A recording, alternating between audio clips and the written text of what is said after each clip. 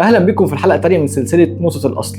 الحلقه اللي فاتت اتكلمنا فيها على انسان لما ساب الكهف وراح بنى اول بيت من الطين. النهارده هنروح لناس تانية خالص، الناس اللي علموا العالم يعني ايه هندسه، يعني ايه بيت، يعني ايه عمران، ويعني ايه اصلا عقار يعيش للابد. النهارده احنا في ضيافه اجدادي الفراعنه. مش هنتكلم النهارده على الاهرامات كاكبر معجزه هندسيه وبس، هنتكلم النهارده عن اكبر مشروع قومي عقاري في التاريخ، وهنعرف ان ازاي المصري القديم كان اول واحد يعمل نظام الشهر العقاري، وانه كان اول واحد يقسم المدن لاماكن سكنيه واماكن تانية صناعيه، وازاي النيل كان هو اللي بيحدد سعر متر الارض. انا مهدي، والنهارده هنعرف ليه الفراعنه هم اصل الحكايه في العقارات. جهز قهوتك وركز معايا عشان النهارده الكلام تقيل. عشان تفهم العقارات في مصر القديمه لازم تفهم ان النيل هو اللي كان بيدير السوق كله. الارض في مصر كانت نوعين، ارض بيوصل لها النيل وارض ثانيه بعيده عنه. مين اللي كان بيملك بقى الارض؟ القانون وقتها بيقول ان كل ارض مصر ملك الواحد بس، هو فرعون، هو صاحب الارض وقتها، وهو اللي بيمنحها كحق انتفاع للكهنه والوزراء واي حد هو شايفه في الدوله. يعني تقدر تقول ان مصر كلها وقتها ساعتها كانت عباره عن شركه تطوير عقاري كبيره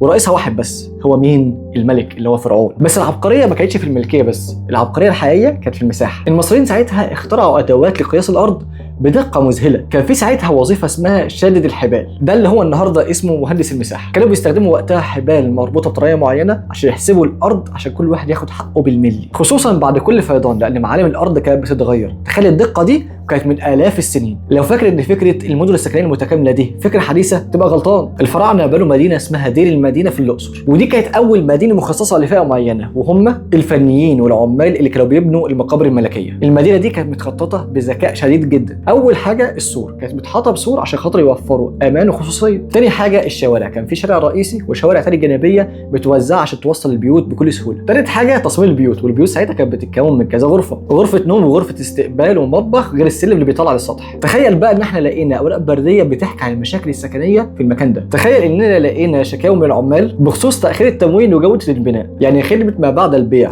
واداره المرافق كانت موجوده من ايامهم. تعال ناخد مثال حي، بني ادم زي وزيك كان عايش وقتها من 3000 سنه، واحد اسمه رع موسى. رع موسى دوت كان كاتب شغال في مدينه العمال اللي احنا لسه متكلمين عليها دي، يعني موظف حكومي محترم، وظيفته اللي هو يشرف على الشغل ويسجل حضور وغياب. بس رع موسى كان عنده طموح عقاري كبير جدا. من خلال البرديات والوثائق اللي احنا لقيناها في بيته اكتشفنا ان الراجل دوت كان بيبني حلمه، بيته مقبرته. رع موسى ما كانش غني بس كان شاطر جدا، استغل علاقاته مع العمال والرسامين وبدا يعمل معاهم حاجه كده زي نظام المقايضه. يعني كان بيروح لواحد رسام يقول له انت رسام شاطر، تعالى ارسم لي الحيطه بتاعت بيتي وانا يا سيدي هكتب لك العقد بتاعك او هديك جره زيت الشاي. يعني راح موسى قابل شويه مشاكل احنا دلوقتي اصلا بنعاصرها، زي مثلا ان هو كان عايز يوسع بيته عشان بيته كان صغير، وهو كان عايز يوسعه عشان عيلته تكبر في مكان مريح. لقينا سجلات بتقول اللي هو دخل في مفاوضات طويله جدا مع جيرانه عشان خاطر بس ياخد 2 متر زياده عشان يوسع الصاله بتاعت بيته. تخيلوا الراجل دوت ساب لنا سجلات يوميه ليه بيتكلم فيها عن كل التفاصيل اللي استخدمها في تشطيب بيته، زي مثلا الالوان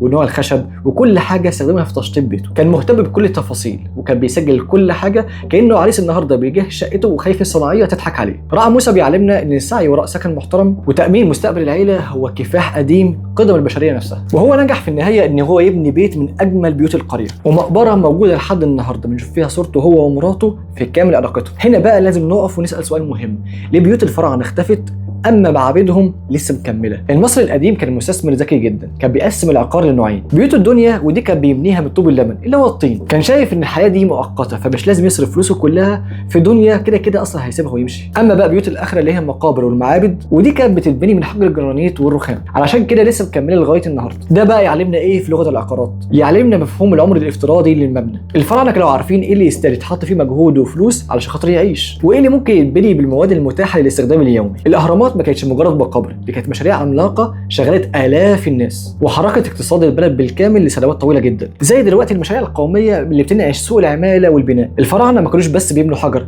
كانوا بيبنوا نظام في التخطيط والمساحه والملكيه، نظام في التخطيط والمساحه والملكيه والاستثمار. الدرس اللي بناخده منهم النهارده ان العقار اللي بيعيش هو العقار اللي مبني على دراسه وتخطيط، مش مجرد طوب بيتحط فوق بعضه وخلاص. الحلقه الجايه هنروح لمكان تاني خالص، هنروح لروما، هنعرف الرومان ازاي اخترعوا الشقق واول نظام ايجار في التاريخ كله، وازاي ظهر هناك ناطحات السحاب من الحجر وسط الزحمه. لو السلسله دي بتضيف لك معلومات جديده ما تنساش تعمل لايك وشير وسبسكرايب، واكتب لي تحت في التعليقات لو انت كنت ايام الفراعنه كنت هتفضل انت تعيش في بيت بسيط جنب النيل، ولا تحط مجهودك وفلوسك كلها في مكان يعيش لالاف السنين. وزي ما قلت لكم ان ده مش مجرد محتوى، دي نقطه الاصل اللي احنا بنبدا منها عشان نعرف حكايه المجال اللي احنا كلنا بنحبه. استنى الحلقه الجايه وخليك فاكر مفتاحك مع مهدي. سلام.